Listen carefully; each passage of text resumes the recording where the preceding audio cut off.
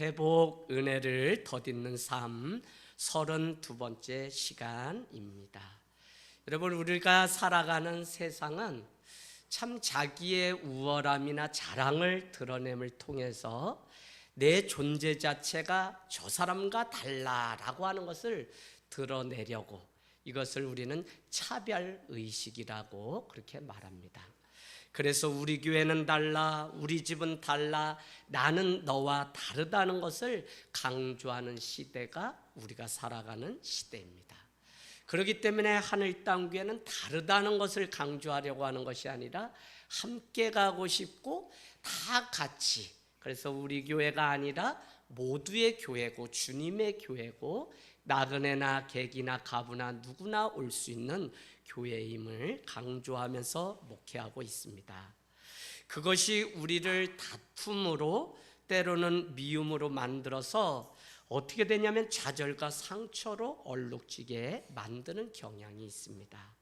하지만 예수님은 사람을 차별하지 않으신 분이시죠. 예수님은 그가 가난하든지 부자든지 애국자든지 또 나라를 팔아먹는 삭개와 같은 매국노든지 죄인이든지 의인이든지 많이 배웠든지 안 배웠든지 상관없이 차별이 없으신 분이 하나님이세요. 여러분, 이걸 믿으세요? 차별이 없다는 것은 그래서 누구나 주님이 우리를 사랑하신다는 그 사실 때문에 참 이게 얼마나 큰 은혜인지 몰라요. 사랑받기 위해서 노력을 막 해야 되는 시대인데 그게 아니어도 하나님이 우리를 자녀로 삼으셔서 그냥 아무 조건 없이 사랑하신다고 하는 이것이 얼마나 큰 기쁨인지 모른다는 것입니다. 그래서 죄책감과 또 죄의 사슬을 끊고 싶어서 예수님을 찾는 사람이면 예수님은 차별하지 않고 그를 위해서 기꺼이 십자가를 져 주셨다는 것입니다. 사람들이 예수님을 따랐던 것은 예수님이 아무도 차별하지 않는 분, 사랑하는 분이시기 때문에 오늘 그럴 수 있는 것이죠. 그래서 오늘 우리가 읽은 말씀을 보니까 심지어는 어린아이를 가운데 세워놓고 누구든지 이 어린아이와 같아야만 천국에 갈 수 있다고 말씀하는 것을 볼 수 있습니다. 여러분, 오늘 우리가 읽은 말씀은 십자가에 곧 달려 돌아가실 예수님이 제자들이 누가 가장 큰지의 문제 가지고 싸우게 되니까 18장에서 20장까지 이 문제를 계속 가지고 제자들이 싸워요. 그렇게 되니까 어떻게 되죠? 누가 천국에서 가장 큰 자인지 드러내기 위해서 오늘 우리가 읽은 이 말씀을 드러냈다는 것입니다. 제자들의 그 다툼은 누가 큰지의 문제죠. 오늘 교회는 예수님을 본으로 삼고 예수님을 닮아 가려고 따라가는 사람들의 모임이 바로 교회입니다. 그래서 오늘 교회는 예수님을 따라가고 실제로 우리가 예수님을 닮아가는 삶을 위해서 오늘 말씀도 듣고 찬양도 하고 주님 앞에 회개 기도도 하는 것입니다. 예수님은 실제로 공동체 밖으로 쫓겨났던 사람들의 대표적인 직업이 창녀와 세리라고 말씀드렸는데, 잃어버린 양, 그래서 오늘 우리가 읽은 말씀 뒤에 보면 잃어버린 것에 대해서 이렇게 예로 들어있고요. 또 중풍병자, 나병 환자, 절름발이, 38년 된 안진병자, 이미 죽은 나사로와 같은 자를 찾아오셨다는 사실을 우리에게 가르쳐 줍니다. 우리가 이 명절을 추석 대목을 보내면서 저도 수원에 우리가 늘 마지막 주에 가는 에베네셀의 집, 그곳에는 장애우 친구들이 있고요. 또 혼자 되신 요양원 어르신들이 있는 곳인데 10년 넘게 5, 60명이 계속적으로, 그래서 그 안이 좀 정비되면 저희가 다시 품고 가려고 하고, 우리 인제 김종숙 권찰님의 남동생이 목회자가 되셔서 그 어려운 일을 70이 되시는데도 섬기고 있어요. 그래서 예배를 드리고 청소를 하고 화장실을 닦고 하는 일을 매달 돈이 없어도 우리가 해야 되겠다는 마음으로 지금까지 해왔습니다. 여러분, 이 추석이 어떠해야 되냐면 바로 예수님이 차별하지 않으시고 누구든지 찾아가서 내가 돌봐야 되는 사람, 또 찾아가야 되는 지체나 사람이나 이웃이 누구인지 우리가 그 마음을 따라서 도와야 될 곳이 있다면 돕고, 하다못해 적 한 소대라도 나눌 수 있는 사람이 있다면 나눠주세요. 또 아파트 경비 소장님들은 이 명절 대목에도 자기 일을 하냐고 명절이 없잖아요. 그러면 여러분이 떡 하나라도 또 커피 한 잔이라도 대접할 수 있는 은혜가 있기를 원합니다. 예수님은 작은 자, 옛날 성경 버전에는 소자라고 말씀하고 있고요, 지극히 작은 자에 관심이 있습니다. 그래서 종으로 오신 이 마가복음, 또 왕으로 오신 마태복음은 우리에게 지극히 작은 자를 향해서 관심을 가졌던 자가 바로 예수님. 그래서 소자와 같은 이런 표현들을 유독 많이 사용하고 있습니다. 그런 중에 오늘 어린아이를 등장시키는 이 말씀, 어린아이는 존재조차도 보이지 않는 사람입니다. 그럼에도 불구하고 이 어린아이를 영접한 것이 곧 나 예수 그리스도를 영접한 것이라고 오늘 말씀하고 있는 것입니다. 여러분, 그러기 때문에 이 어린아이는 결코 작은 자가 아니라는 사실을 우리가 아셔야 돼요. 무슨 이야기냐면 오늘 예수님의 관심이 어린아이에게 크게 있었기 때문에 그는 어린아이지만 그는 주님 앞에서 누구나 동일하듯 차별 없이 큰 자였다는 사실을 우리가 알고 있습니다. 제가 늘 마음 가운데 열심히 뭘 하고 교회 오면 뭐 열심히, 그러면 인간적인 마음이야 그 성도님이 그 아이가 더 이뻐 보이겠죠. 그러나 지금까지 계속 이 사실을 깨닫고 무엇을 하냐면 한 번을 오더라도 변함없이 그 영혼을 귀하게 여기고, 정말 거짓말 아니라 저 마당까지 나가서 버선발로 맞아들이는 심정으로 여러분을 대하고 지금까지 함께하고 있습니다.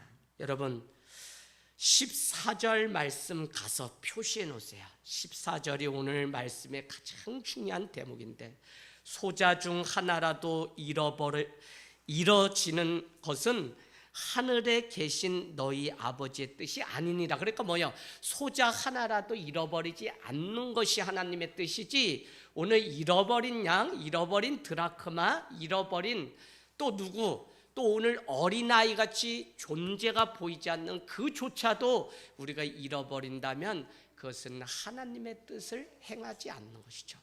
그리고 오늘 공동체 연합 예배를 통해 아이들과 함께 예배를 드립니다.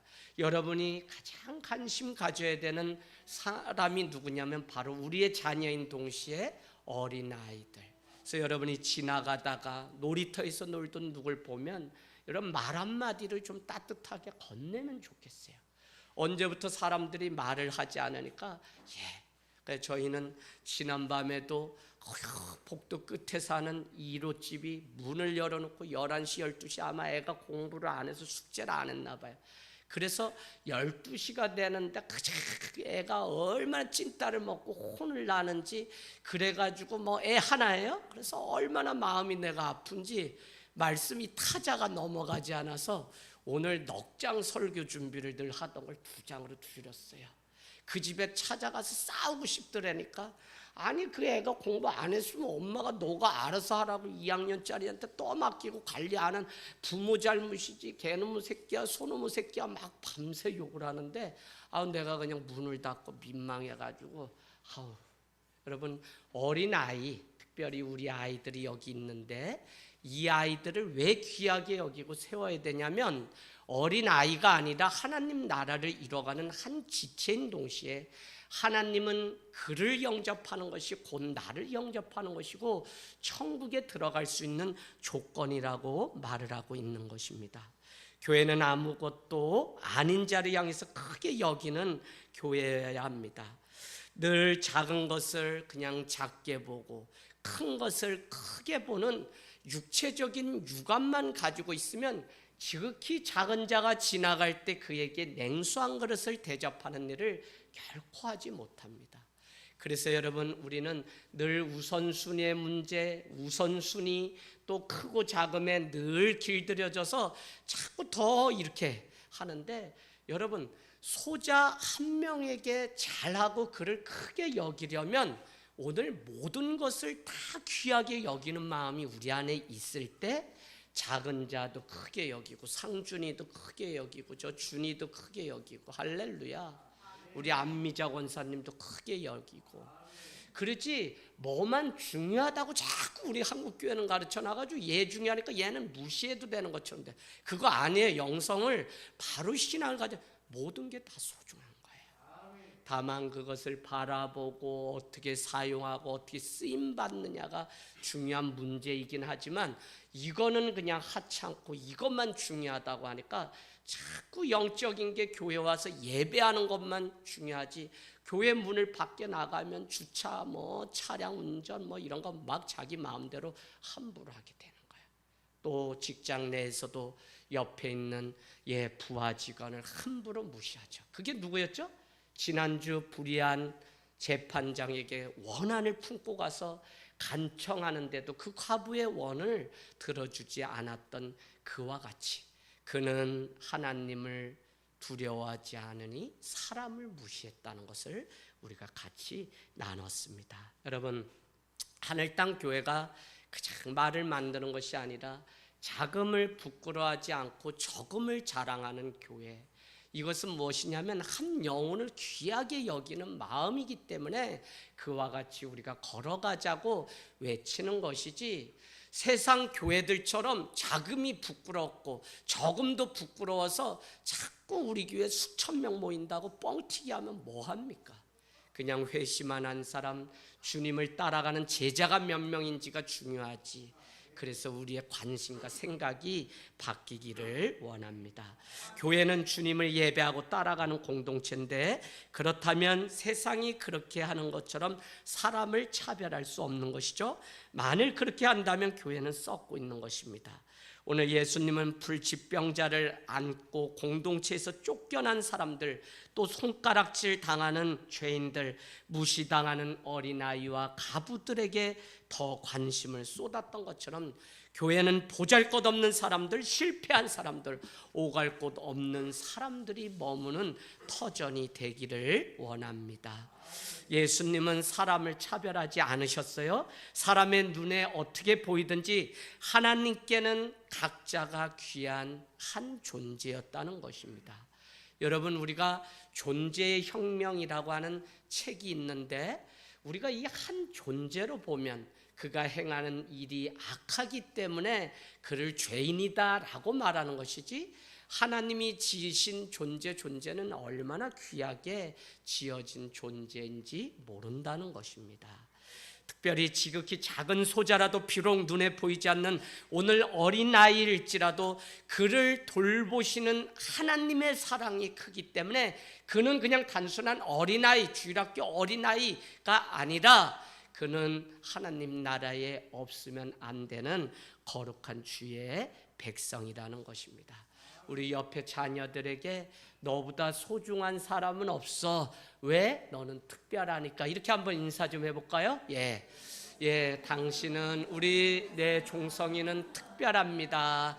우리 주한이는 특별합니다. 정말이에요. 예수님이 그 어린아이를 귀한 존재로 보았기 때문에, 또 나 같은 자를 귀하게 보았기 때문에 다 특별한 존재입니다.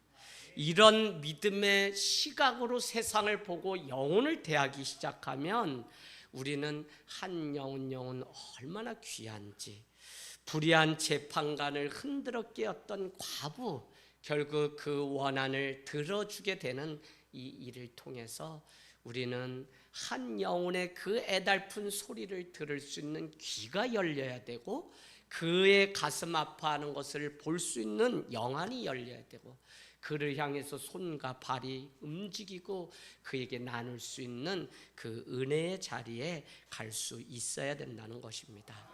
우리는 오늘 본문을 어린아이와 같이 순수하지 않으면 천국에 갈 수 없어요 라고 그렇게 설교를 많이 하고 오해를 합니다. 여러분, 성경을 정확히 알아야 되기 때문에 제가 자꾸 앞뒤 무슨 문맥 가운데 이 본문이 오늘 등장했는지를 참 저는 설교하면서 많이 전합니다. 30배, 60배, 100배의 열매를 거둔다는 것은 헌금을 많이 해서가 아니라 좋은 땅에 떨어져서 말씀이 그 안에 있을 때 그렇다고 말씀하는 거죠. 그래서 우리는 앞뒤 문맥을 잘 보아야 되는데, 오늘 말씀도 우리가 가만히 보면 어린아이처럼 되지 않으면 천국에 갈 수 없다. 그게 무슨 의미일까요? 그냥 아빠, 엄마 이렇게 그냥 말하면 천국에 갈 수 있다는 거나요? 쭈쭈쭈쭈 이러면 갈 수 있는 거예요? 아니죠. 예, 저도 어제 고향에 다녔는데 어머니 아버지 앞에서는 어린 자녀이고 싶고 늘 그렇죠. 여러분, 우리가 어린아이와 같지 않으면 천국에 갈 수 없다고 하는 이것이 무엇일까요? 우리 어린아이, 우리 자식만 봐도 여러분, 우리 자식 때문에 우리 마음의 평안을 빼앗깁니다. 누가 가르쳐 주지 않아도 다른 사람이 좋은 것 가지고 있으면 뺏으려고 하고 그거 감추고 이렇게 뒤에 있는 모습을 보게 돼요. 어린아이가 순수해요? 최지연 집사님, 어린아이가 순수하나요? 최지연 집사님. 네. 윤우, 선우가 순수해요? 아, 순수해요. 네. 누구한테 물어볼까? 네. 상준이가 순수하죠? 네, 순수해요. 근데 오늘 본문은 그것을 드러낸 게 아니에요. 우리 사람은 원래 아담과 하와로부터 온 죄악 때문에 다 죄가 그 안에 있어요. 그래서 가르쳐주지 않아도 어린 아이들도 욕심이 있고 남의 것을 훔치고 싶은 마음은 다 있기 마련입니다. 어쩌면 저 녀석 저렇게 가르쳐주지 않아도 머리가 저렇게 비상한지 남한테 그 떡 한 조각 빼앗기지 않으려고 머리를 쓰는 아이들 보면 헉한다니까요. 그래서 여러분, 그와 같은 어린아이를 닮아야만 천국에 간다는 것이 아니라 누가 크냐의 문제로 오늘 다투는 가운데 오늘 말씀이 등장했다 그랬죠. 그래서 3절 가보겠습니다. 3절에 너희가 돌이켜 어린아이들과 같이 되지 아니하면 결단코 천국에 들어가지 못한다. 여기 있는 우리 아이들 다 예수 잘 믿어야 천국에 가는 거지, 저 아이들 순수하지 않아요. 여러분, 우리보다 조금 난데, 제가 우리 최낙도 목사님 아이들 왜 그런지 맨날 아이들 때문에 힘들어가지고 답을 알려줬어요. 환경오염을 심하게 받아가지고 예별이 예보미가 그렇게 된 거다라고 했더니 이제 그걸 진리처럼 믿어요. 애들 다 그래요. 자, 그런데 4절에 보니까 어린 아이가 누구인지를 정의를 잘 해놓았는데 4절 말씀 보니까요, 그러므로 누구든지 이 어린아이와 같이 자기를 낮추는 사람이 천국에서 큰 자니라. 어린아이는 누구냐면 자기를 낮추는 자며 겸손의 멍에를 메고 예수님을 따라가는 자를 어린아이와 같다고 말하는 것이지, 나이가 어리니까 그가 천국에 간다 이게 아니라고요. 여러분, 그래서 성경을 정확히 알고 정확히 해석해야 되는 이 일이 얼마나 한국교회 회복돼야 되는지, 설교 잘하고 뭐 유창하게 막 하려고 하는 게 아니라 본문 앞뒤 정확하게 말씀 나누는 그 일이 되게 중요해요. 그래서 여러분도 성경을 계속 읽고 정확하게 말씀을 알면 너무 좋겠습니다. 그가 천국에서 큰 자라는 거죠. 세상은 그의 겸손함을 쉽게 대하거나 우습게 대할 수 있어요. 겸손하잖아요. 그러면 저 사람 힘이 없구나 라고 우습게 볼 수 있지만, 주님은 그렇게 말씀하지 않아요. 어린아이와 같이 겸손하게 낮아진 자가 천국에 갈 수 있다는 거예요. 사람들요, 조금만 깨어있지 않으면 내게 있는 이 권한이 어디로부터 왔는지도 모르고 마치 아버지 어머니의 이 권한을 막 함부로 해서 아이를 때리고 막 욕하고 이런 일이 뉴스에 나오는 것을 보면 여러분, 어떻게 우리가 살아야 되는지 잘 알 수 있습니다. 교만에 빠져서 사람들을 무시하는 사람에게 주님은 어린아이의 말씀을 오늘 제자들에게 한 거예요. 너희 그렇게 해서는 큰 자가 될 수 없다. 오늘 여기 있지, 이 아이 너 와봐라. 이 아이와 같이 자기를 낮출 수 있어야만 천국에서 큰 자가. 그래서 오늘 말씀에 이어지는 본문이 뭐냐면 인자가 온 것은 섬김을 받으려 함이 아니라 섬기려고 왔고 오히려 자기를 비워 어떻게 해요? 대속물로 주려고 이 땅 가운데 오셨다는 말씀을 하고 있는 거예요. 그래서 어린아이 도윤이면 천국 간다 이래서 다시 그래서 얘기했던 사람이 누구죠? 니고데모. 한밤에 사내들인 공회원, 국회의원에 해당하는 그가 예수님께 찾아와서 어떻게 해야 영생 얻을 수 있습니까? 라고 했더니 거듭나야 된다. 거듭난다는 게 본어견이 뭡니까? 내가 이 나이에 다시 엄마 뱃속에 가서 다시 태어나서 어린아이가 되어야 된다고요? 아니다. 물과 성령으로 너가 다시 태어나야만 천국 백성이 될 수 있다. 여러분 성경에 이미 많이 말씀하고 있어요. 자, 더 나아가서 오늘 5절 말씀은 또 누구든지 내 이름으로 이런 어린 아이 하나를 영접하면 곧 나를 영접함이니. 우리 어린이 교회 아이들한테만 제가 질문을 해보겠습니다. 자, 누가 말씀 잘 들었나? 제가 목사님 문제 낼 거예요. 어린아이는 어떤 사람이라고 되어 있어요? 어린아이. 네. 잃어버린 양을 데리고 가시기 바랍니다. 잃어버린 양. 주님이 차별하지 않고. 네. 자, 그래서 5절 말씀은 우리에게 뭐라고 얘기하냐? 또 누구든지 내 이름으로 이런 어린아이 하나를 영접하면 곧 나를 영접함이니. 어린아이를 내 자식이라고 함부로 하지 말라는 거죠. 그를 영접하는 것이 예수님을 곧 영접하는 것인데 어린아이는 누구라고 했냐? 제가 답을 또 알려드려요. 자기를 낮춰서 겸손한 사람을 어린아이라고 얘기했다는 것입니다. 여러분 하나님의 마음이 우리에게 무엇인지 알게 하려고 자녀를 우리에게 주셨다는 생각이 들더라고요. 자식 새끼 말 안 들어서 힘들고 막 그러죠. 그런데도 이 아이를 내가 낳았으니 기른다고 말하지만 사실 하나님의 계획은 이 어린 아이를 통해서 하나님의 마음이 어디에 있는지를 우리에게 가르쳐 주려고 우리에게 이와 같은 말씀을 하고 있다는 것입니다. 아버지 어머니의 사명을 우리에게 주셨죠. 오늘 권찰님들 대부분이 어린아이를 둔 가족입니다. 내 자식이 아니라 하나님의 자식이고요. 그래서 차별하지 말아야 합니다. 또한 방치하지 말아야 돼요.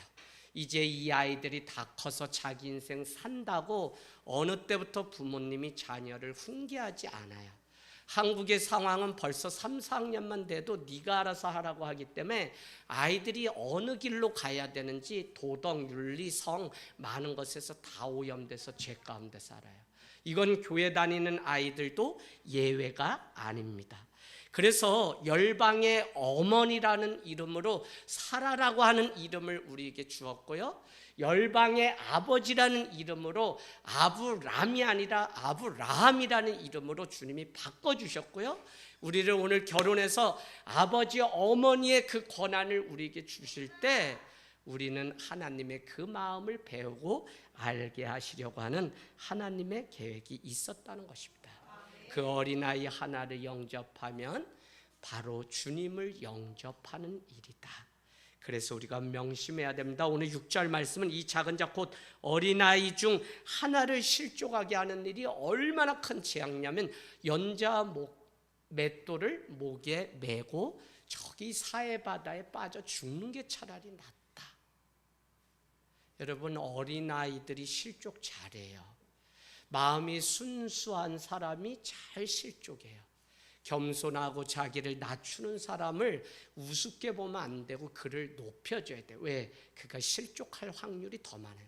그렇지 않고 내 그냥 잘났다고 하는 사람은 누가 뭐라고 하든지 이미 잘난 사람이기 때문에 실족 안 해요. 그런데 늘 힘이 없고 연약한 어린아이와 같은 자들이 실족해요. 제가 우리 부모들이 잘 서야 되는 것을 늘 말씀드리지만 청년 사역을 줄곧 하는데 자녀들의 결혼 생활의 100%는 부모님의 결혼 생활을 보고 그대로 영향받아요. 그래서 이제라도 부모가 정확히 서가지고 신앙 가운데 가정을 꾸리는 것을 보이지 않으면 우리 자녀들이 얼마나 이 가정을 잘 못 이루고. 그래서 제가 많이 줄에도 섰지만 늘 기도가 돼요. 내가 주례한 아이들은 잘 끝까지 가정을 지키며 살아갈 수 있게. 사랑을 받지 못하고 인격이 무시당했기 때문에 그들은 사랑에 엄청 약해요. 그래서 그냥 아무 사람 만나고 아무 사람과 결혼하죠. 그래서 여러분, 우리가 이 어린아이를 참 마음을 다해서 대하는 이게 얼마나 중요한지 모른다니까요. 그러니까 이게 얼마나 큰 일인지 차라리 목에 연자맷돌을 메고 사해바다 염분이 있어서 저도 누워봤는데 가라앉질 않아요. 그러니까 맷돌로 그냥 해서 강제로 이렇게 침수형하는 게 차라리 낫다고 오늘 성경이 오죽하면 이와 같이 말씀하고 있을까요? 오늘 말씀을 마칩니다. 우리가 회복을 경험해야 되는 것은 심령의 회복입니다. 그래서 작은 것을 크게 여기고 그를 향해서 주님의 눈으로 바라보고 주님의 눈으로 손을 내미는 그 일이 회복될 때 우리는 내 인생뿐만 아니라 다른 사람의 영혼에 대해서 한 존재 인격으로 대할 수 있습니다. 어떤 값어치나 결과로 자꾸 그를 평가하는 것이 아니라 우리는 어떻게 해요? 우리는 그 존재 자체만으로 하나님이 귀하게 만드셨기 때문에 귀하게 여기는 그 일, 안 되기 때문에 기도하고 답답하기 때문에 기도하고, 그래서 자녀를 통과해야만 천국을 얻을 수 있기 때문에 이 부모가 된다는 게 여러분 그냥 되질 않아요. 지가 알아서 그냥 대학 가서 결혼해서 그냥 가는 게 아니라 내가 낳았기 때문에 끝까지 그 인생을 축복하며 기도하는 저와 여러분이 되시길 주님의 이름으로 축복합니다. 아멘.